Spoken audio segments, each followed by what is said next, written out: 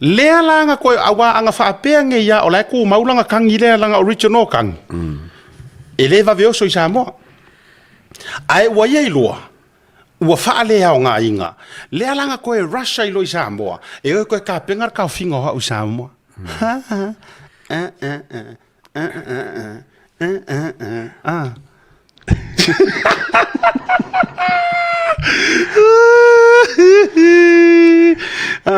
Ia wala. Faku, ole mera ngā rua le Samoa. E taua, e le ia rua faise mea lea se judicial review. E le mo moron ke mea rua. E vai anu fa mamla me mai ava se ronga ole vare sau pau. All these years nga fa mai mau lo ko finga komisinga o leo ma ko kongi ai oi ai ke vai ke le mara malama ai ke ra kurunga ka mai sentence kasi. E sui ai se mea nga ka mai kala kasi. Ai kasi lava le mea ngā lai nga e alu Samoa. Ha ha. Ako wo kau loka shame. Shame. Sauingi usila ake le so faku. Sauingi usila ka fe tau i e whamasingonga re ingi usila. Ele o whak ya e longo. Sauingi usila.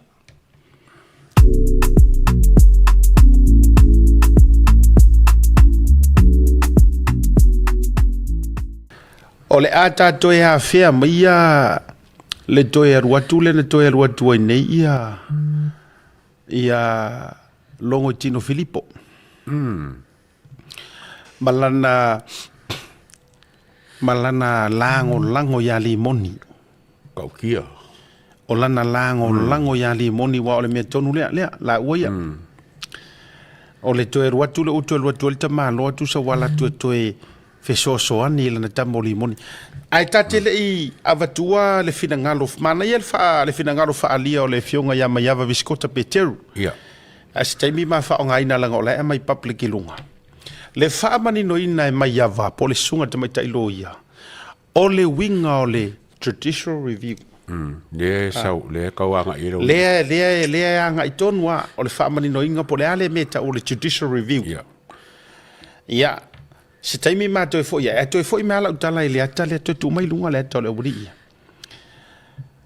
O le mea mua le ataua e utefia atai. O le how close they are. Very close. Mana tua mai. E ta taua o na whaai te le ni tangata sa avea ma komisina. Ina ia awane i wha amao nia tele le atunu ulo na corrupt. E pei ona wha ingoa ai o ia i lona ingoa fau lea o Mr. Corrupt. E wha ingoa e keisi. E keisi. E ta tau ona ia matua wha ai te tele i atau. A o lea ua toe sau lava e toe ngangana mai. O ia lea na behind all this. Manga kua mai foi lea nga leo Samuelu le sianga video. E si video Samuelu ese mer whakarangoa nga nga whai tau te ia. Ai si video kiripi Samuelu nga whai kala Samuelu. Whai mai. O le li leo longo. Ka ua warka unga le Samuelu. O le li leo longo. Ia. O le kama lea li mong. O mea o mangi. Mana tua mai. E le si kamai kiki e le kulo wa le ngangana ma le upo e tō ia tau. Ele o se vale i Samuel. O le aonga le iloa ai exactly anga kala lai fai mai. Ma ele ma fai fo yo nga sau Samuel ka o mai se mea nga ke iloa e ala kukulo ua ma le fafo e ke ua kiki nga ye se leo yukai o. O nga o le o sau fai mai kala o komisinga. Se i vanga na o le mea mongi. Esa o le eto. Moi. Se i vanga nga o le mea mongi nothing e tina inga le truth. Ai le mafai nga sau kamaro Samuel. Fai mai mafau mai ni kala o longo, knowing o la ave loka i lalo re pule ngā longo. Ia. Yo ai le vale sau pa ukulo Samoa, o le a e sau fai mai ni kala o se silae, la ava ko e loka i lalo ala ke fakua ni kala pepelo. Ele kai se ele make sense nga ko nga me penga. Ai e mafai o nga o loko kele ka o kingo se mele akaua. Pe a fai o ke loa mau ku e corrupted kankare. Pe a kau de corrupted e fikaui. A fa Samoa. Fa Samoa so al corrupted kuruku. Kuruku. E fa ngor kuruku. E fa ngor fienga nga le wingor corrupt. Pio. O le winga la no fayat. o lea langa ka ko kau make le ete. Ma tau mate wha mea taita i le ala. Pe iai ni so o kanga o upo Samuel. Pe iai ni ango fale o upo Samuel le atau. Ale o ko sila samo, ale o ko saude di le saulango langole. Langole upo mon. If ango ha uanga ia. Lere pi o lawa ko lawa fai unga famsingo. Kakia. Kakia. Ai ua le mafai le mati le tila. Leanga e yei mea la ua karangoa i kua. Ai sanga ngofo mai e li lo. Mai ka wharau ki o mo whakaskau. Kuro e so ma fau wola o sau e fai sau kala le melia. Ai la ku e la fi ngi usila. O e ngai ke mala malama i me fapea. Vai. Ai le sau la va i. Ere no por ko nga menga vai o ke o senda ku ngisi nga menga ke la fi ngi usila. Mai. Opinion o leka ke langa o mea e ongo kukupu. Again, o lai ai le moli mau o kala ia nga fai Samuel. O mai lola ia le winga o le mele o le judicial review. O le fina ngalo le o le fionga tamai tailo ia. O le la ava tuidunga. Ia ai so kangokula ia fai tau atu. Ia ile sila mai le atunu. Ale la utango e tau fai tau atu foi le fai ngofie. Ia ai ava tunu mar karafilia. E te mai moa mai lavai oe. Ia ma e fa palengi e ai le winga o le fa o saunoanga. O se firangalo le o le fionga tamai tailo ia mai ava visikota. I le fa manino ina ia Samoa le upu lea ma le winga o le judicial review. Awa o I manatua mai o lea na toe apalai le apili e li mongi ai tongi I fafo e le kaulia. Lea la uoso I le vaenga lea o le toe ilo ese komiti ese mai toma oti poe koe review koe sila iai le judicial ia po le vaenga o le whamsinonga. Mai le whirangalo o le fionga le tamai tailo ia mai ava viskota. Tolo, mo le sila fia o le judicial review o le talo sanga I le Supreme Court po le whamsinonga maualunga e toe ilo ai le whaatinonga o le whaamasinonga mua I le whaamasinonga whaitu Malopo District Court. Pe sa ausia e le whaamasinonga mua ia ta iala male process. A fai e maua e le whaamasinonga sa iai se whaale tonu a e maise pe a fai na solia ia tatau a le na tangi po o se moli mau. O na fai lea o le unga e toe whaafo I le mata upu I le whaamasinonga mua e toe whaatino I tūlanga a toa. Ma e sea tupu. O lona winga e le whaingofie. E tūlanga ese le judicial review mai le apili. E paula I tū e sila totoa I ai le whaamasinonga o le process. A e le whaapea e toe fofonga ina ni moli mau I totonu o se judicial review. E le ai. O le judicial review e fina wailo ia I tūlanga sa whaatinoa ai le mata upu I le whaamasinonga mua. E le lo tea moli mau a e na o le awala ma le process sa whaatinoa ai. With respect, o le finangalo po le komeni lea au mai e le sa avea ma kome sina mua tate fesilingia po o le alo na faina I le whaamasinonga mua. Awa ua manino sa maua le avanoa le lei e fola si aila na moli mau. Le whakau ia longo. Moli mau longo lenga whai mua. O lona whaapea mai e le tatau e se minista o na whaatonu atu le komesina. Pe ai se ana ia le ta uai I lana moli mau sa whai. Moli mau le alongo. Wa misi kai. Kere I whai aile mele. E le whaapea o le asau I le judicial review e toe whaaupopo aisa na moli mau. No. You were present. You were heard at first instance. A o lea ua whai mai uala o na sau nei. To prevent further ministerial interference in police work. E ka ilo la. O le manino ia le tau te sila mai. Mangingo i o saunga whaftai tele lava le fionga e mai awa viskota te loala na lena mai mua mena po. Le fwin tatu tau mawhai e toi mati le whauinga tonu o le po le ale mea tau le judicial review. Le ala ua public a ilona fina ngalo mau te lo fuwa sanga tonu le avatu tonu i lungo le proklami. Le i antaua. E le iloa la po le ale mea le la koe saule li le koe kau whai. Ai pei ona tātala noa ma whaasoa nafi sa maualonga vangoa o le urua i mori mau lea nga kolo. O le urua i mori mau lea o kama o top cop. E ngala ko whali diulanga mori mau. E le i mentioninga nga kere i whaiar mea lea. Ale sa maualonga vangoa i whaiai. La lan mere uko yaru kau whai. Ia, la fotus o vingan. O le kaimirenga kula i momo mai e sa kalawhenga i walanga lenga susu e inga le kaupupulenga fo ngei o le conspiracy. Ale mele wal mo koingi. E la ko e lango i limongi. E li fa isi famsingo ngo limongi. E li isi kangi limongi. So ke le la pralanga mele la ko fai. Okay, kwa lo inga la vai uia wa koso aku e ngisi. E po limongi fo. E kamo fai e koso mo ka opule. Ise mele kaunga o yai.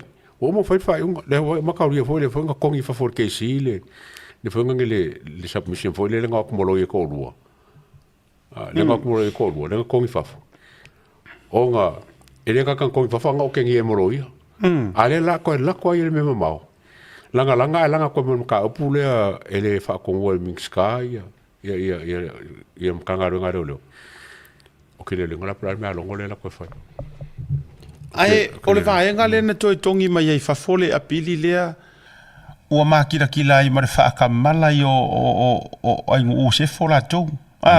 I lona tiu te whaaloia. Ma le isi vaenga o leo e onga mea lea e kakaunga koe avi. A lau te whai atu. O leo ua umanga fesili mai le official a pili. Le whaamasingo. Por keisi i renga.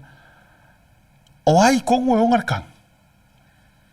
O lenga mangingo ara o makanga ruenga o leo. A le fi wala uri le ae so sofa kuar me lea. A le tati whai atu.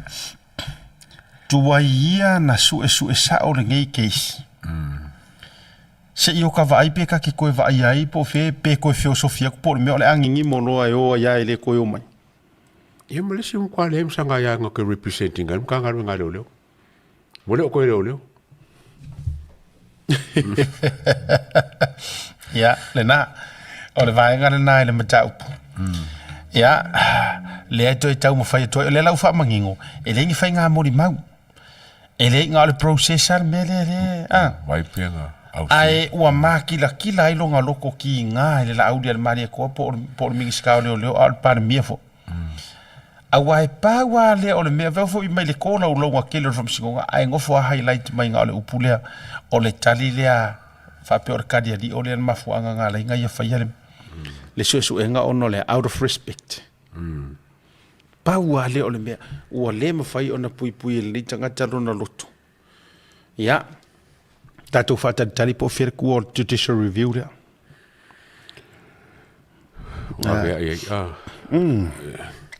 O longo. La pala kala ya longo. Ya. O longo ke mo ke lo le yonga makua longa makua mo la ko ainga.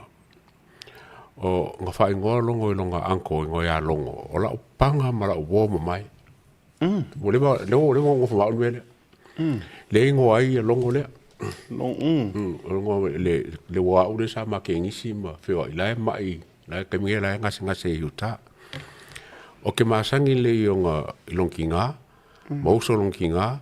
Ma ko ngange longkinga on ka le lei ka le lei a me foi la ko grandmother e fa o kala wa so yo ma ke ngi simolongo ma sangi o mang maori la ko fale o ke ai ya longo la ki pole ongo lima o le ongo por fikon ka sango sa molongo foi pa ongo foringa ai o ke akala pe va ai o ke ma ko ngala ngo foi pa o lang buanga fa ro mai le fale ya so uma o ke ro ko o ke va ai ya ka le ngo pisa ngela longo ko alo lo mafofo o ka kai file mo e funga ngi aso le kiki o ke fa longo fa le o fa sankala e ke le fa ko fa fa au mal penga le o ma ko ma ngi o ese anga ia mai ka uma ia la ko ainga lo ke lo e le fa penga ko la inga mai le o ke ba ai o ka o le ngi se la inga po ka o le ka ka le o te fa po po lo fina ngalo le a tau ana o filo ai uta inisio tau ainga e sion to fine na maf tau uta e lo malanga nen ma to o malanga yo na tua e lo malanga foi lenta to o e lo malanga le taimo le taimo le winter uta le tu mana tua na o ro atu ai e ia ile fia o le pese sivor kirisi masina fai ele i stasio wa rota o Utah o Rose Park ele le Rose Park le wa rota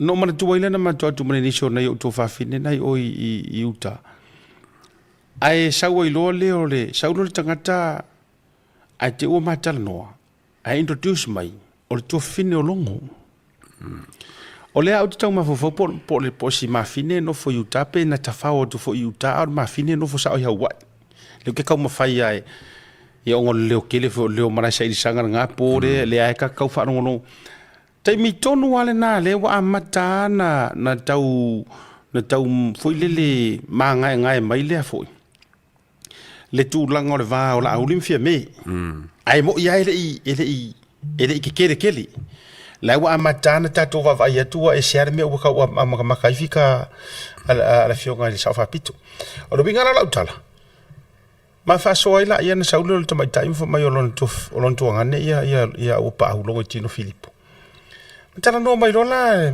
mai o la to fuila ia to ngamela le mai ele o moero la to vili la ko kuange ele nga kaimi ma fai ai do something hit and run do something awange I wai o tangata ma tua lango ma lo te mina ia nai ona tau ai ngai Utah kai lo ya longo I le mo ki wa ka ko ita pipi a o lon to fine mai la do na ma to filo ai to lango le finga malo fast ma uma ko fa ia ia fautua mai fo ia ja uma ta por kala me keep on pushing mai makwa ma na ia tau longo pea fio ia o ke le rola por fe o yengi kai por bia o koefia fa longo mer ko finge ia nai ainga ona o le o matua se ai singi de me o ye se ka como ka por ia ko ka mo fo yo ka le lei ka ko punga mai ka le lei ka ko Victor Bellman ka ko yo America last year okay asa ula su ko o le si o ringa okay yo ka o ke masangi fa mai soli se fa ma ko kala ya ole fa mai e ke lo si kamba ngai le fa so e lo po kala ma siaka se o le nephew si o vole le longo fa ko la ke lo a o ko o fora ke mama ya o vai nga la walunga na le ya taua a le la utana noa tu vai nga ile vai nga lo loto fa le nganga o le mele nga lo ngai longo I Samoa ua maula nga lu ua mau wa nga la ko fa kari ha usa mo e failang kan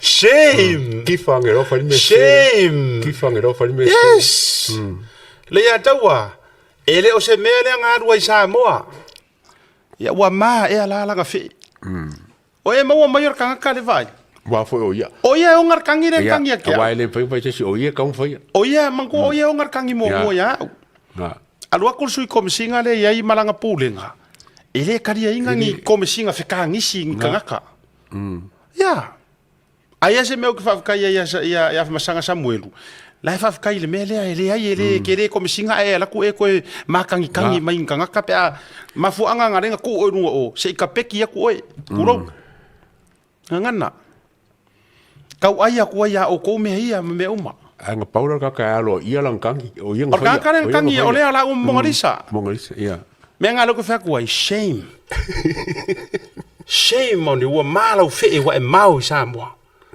ngofo a se i umu se i kau fa ka fa ngol maka upule o nga ka u ku rola ile vai le mau ngi fe levanga lafi levanga la lafi nga wa nga taket mai haru sa mo haru se fa ai a wa ma le ru ku sa mo o ke le ru ku ke ia le wa ru ku ki fa fu ai vai ge mer ki fa lo fa mi on ko o mo ko se signora nga bela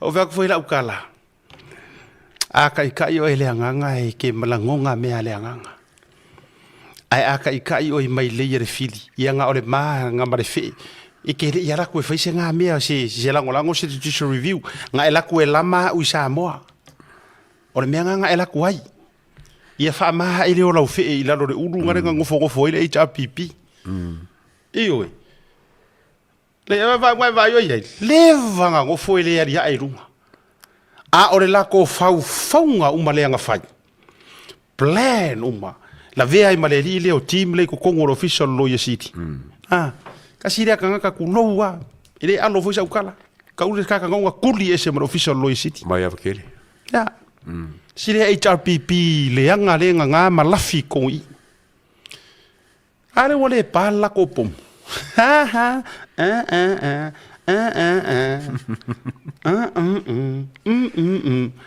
ya wale pat pom langor kangi lea e muli kangi fongo ko ya o le urua kangi lea ngo usu e ha ko kongo makanga ruenga le le fa fonga mai o ke do foko skala e lua o le urua kangi nga yai o longo mamonga risa ya ke official kangi ya oso mai fongo ko e pa mai langa kangi langa mai i ai tongi fa fo i New Zealand le kaulia ya ko nga mea ko ka milo fongo ko e haru fa popolang kangi la ruai kangi ai le o kangi nga fa sionga la ka official le ai official le i si fia sa mo arwaku leo kirkiro aku makanga ruenga leo ele ka kause ko msinga leo nga fa ka singa makanga ruenga mama ye ko inga kangi fa pengi ave sero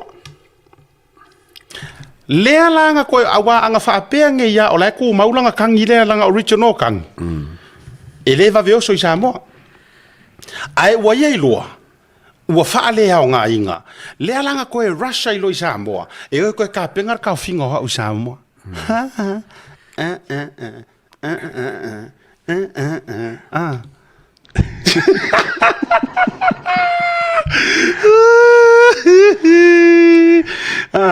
ia wala faku ole mera nga ro le samo e taua ele ia ro faise me le se judicial review ele mo moron ke me ro vai ia no fa me mai va se rongo ole vai sau pau all these years nga fa mai mau lo ko finga komisinga leo ma ko kongi ai ke vai ke le mara malama e ke ra ku nga ka mai sentence kasi e su ye se me nga ka mai kala kasi ai kasi lava me nga la nga e alu sa moa ha ako wo ka loka she shame sauingi usila akele so faku sauingi usila ka fe tau ye fa msingo ngare ingi usila ele o fok ya elongo sauingi usila sau mai au kangi nga ka o ka fe tangi si le vai ake lo ku le court house ngale ale ato peli mami o ki sa court house le rango pong sar me se bango su makuai le court house sau ia mai au kangi makapenga mai ngau interpreter mangiau translator mangiau sama mani mongi mon mau yai ai le ma fe ia ngasa mo ona mate ia ile o tupu astama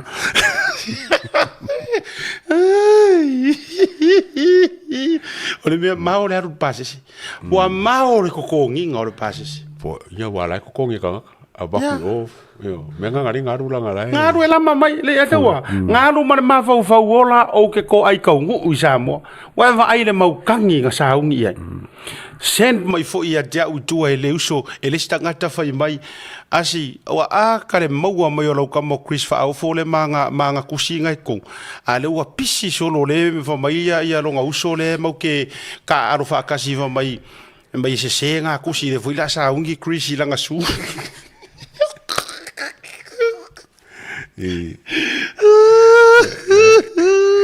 Nga kusi sei e fai aku le kusi e fai aku le kuli le fa malolo o le sina mele la fa kuinga a fai o lea a ver kula fo ele ka ka fa a fai fa maungia ia meian ko ia le lia ya a fai fa maungia ele ka kaulanga o fa muka o nga wenga a ver kula fo le collection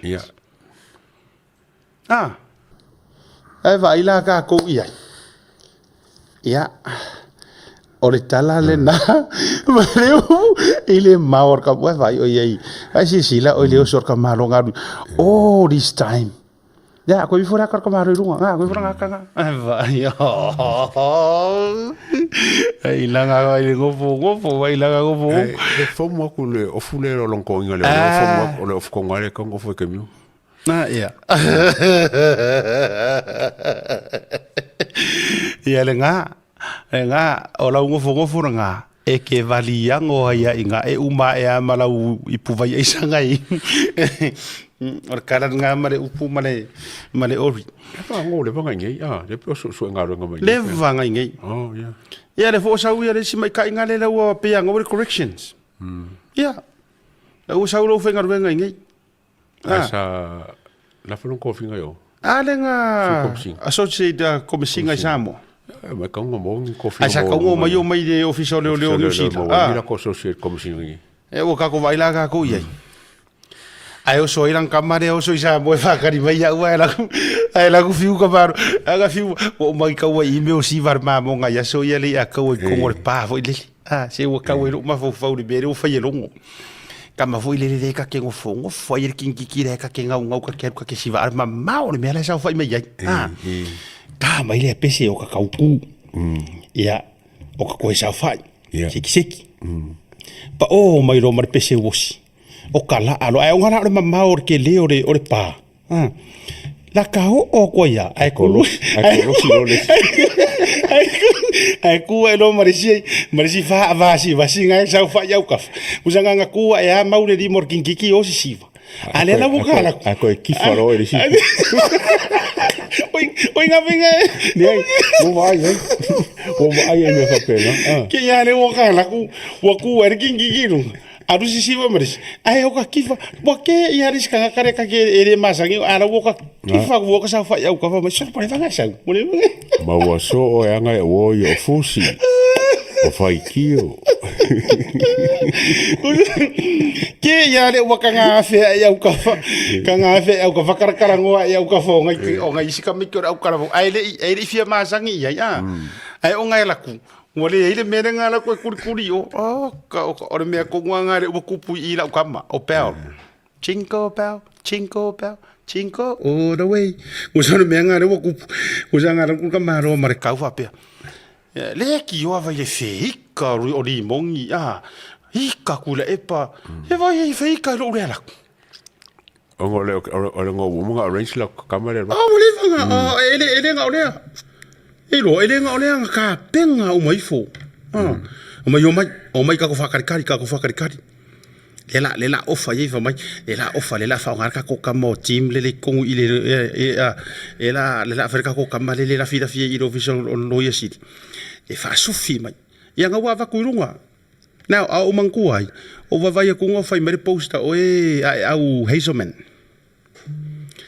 ai fa lau post foi le fa mai wa mention it observe wo fa yaku ofa uma mai me ia ai pe now let me say this to you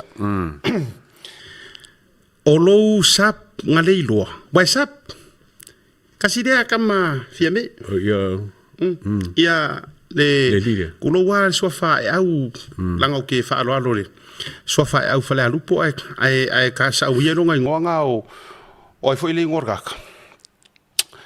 What's his name again? Hazelman. Le fai uia, le sai i le official wa onga, le sa si o official wa onga. Ka ka pe fa fingi. I oi. O winga na lautala. Le go ka ngoloa posta kuilunga emailinga o emailia ia pertaining ya kia uma ulo ia makukarangwanga. But it's okay wa umar case. Ya o ka ngoloa fa aria kuilunga. Sei sila e mai kilo ye yo mata tulo nga i lolia le ai ele o se kala ngo fa ku wala nga pie kau sarcastic le li mang kala fu I fa mai fa pia ele o fanga kuase ala le ko manga ele fu ke fai kau ye ma fai fu pole aso fa fia poko nga e ke nga e ke li fu ke kilo ye nga le menga nga o fa mai pe ngo fa I'm sorry pe fa pele o fanga mo ngisi cases le nga e lau ke lo Chris nga ele lo kulisi inga kulisi se uma su e fan le so nga ka va kuru au kere manga foi mai mau for ka ko por kala me ko foi lunga ronga man ko kasira kanga karele ko fa popo lenga o lenga uma fa ma vai wanga uma kwa fia me uma kwa ma na le o su ye nei ia le tama tai ke nge CCWS lo ye oh ya io ya stay no la wano le na ya ala winga la utala ya wo umango ukango kali aku ye makongi aku rungo fa kali dia barasi sianga songa mai ko mai nga wo va ko rungo yes okele ava kuwa ngi kala momonga le si le aka kongu le o fa tola utala oile ifo rungo nga ka se kilo ko le ku le si fa loto le anga le o ka ke vai o kanga kangi ka nga expose ku umba rungo ngi ka kai ke malo ka fu ye wa fu ila langa lai lo fu po kala mingi lango malo government of the day ya le fu ila wa ku tif solo wa uma fu nga ye engalanga u fa yak ke le fa ko se kala yes ma offer mai they try to give me a free ride, free ticket, free accommodations. Okay, arua ko isa mo ila case. Ya, mo le wa kali ai au mo fo ke mi kali fo ye. Ile ka fa mangi ka fa pe. Ya, la ngo mangwanga me nga wala wa o fai ma mo we kile ka u. Ya la na to. O fai ka wai, o fai ka mai. Le me tati te ye tanga tale o le me wala ngo fa yak.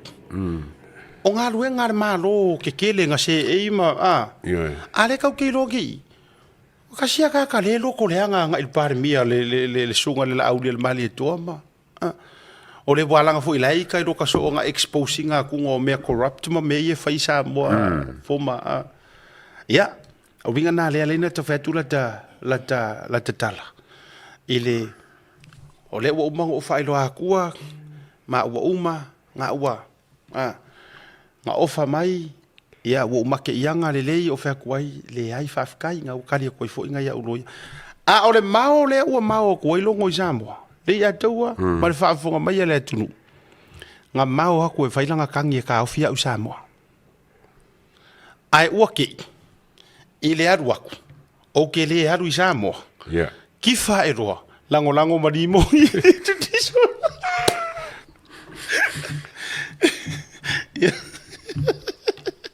ai le siva nga fo ye le wa munga mangi o si ka ki fre I fa kususanga ye lua le funga ngele le akalenga pu e samo ma la akalenga pu e ngol ba le place se nga wakanga e lua si mega pe se la kale kongol ka vale ya ya na wa se le nga le la umana na se da tula I ona ye tawala buto e foi matua I vai lava ya la kale ba le loko e fo fa ko le yo fa yaka ni so le sila ka nga po ko ka vale le yo es si venga pe se yaka nga se isia ke ko ka no pe ni se so le yo fa yaka le ka si fo fa yaka ba ele ase se nga ka ya o mo kwa nga ya yo fa nga so o mo kwa nga pelu ya fa nga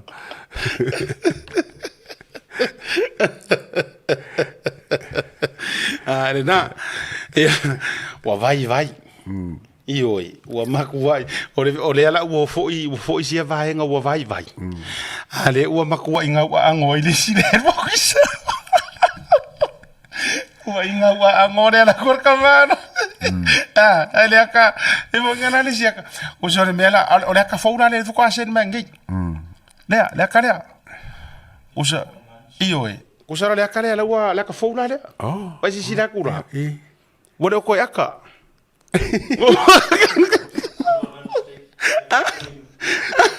lunch steak la fa ka ni mo ya Ole usala. Ele ole foringa la le wei la kamar ka mingai. Ngor sisila ngai ka wanga sisila be sa mo. Foringa va ia la io la kamar ma ko fiu fa kadia. Wait late turn up. Ya wo le turn up. Ya va be ele ko ka wo fier pa sisi. Ka ele hanga. O lele mai ngai ele o ko ele o mai le so ele mo so pe yo.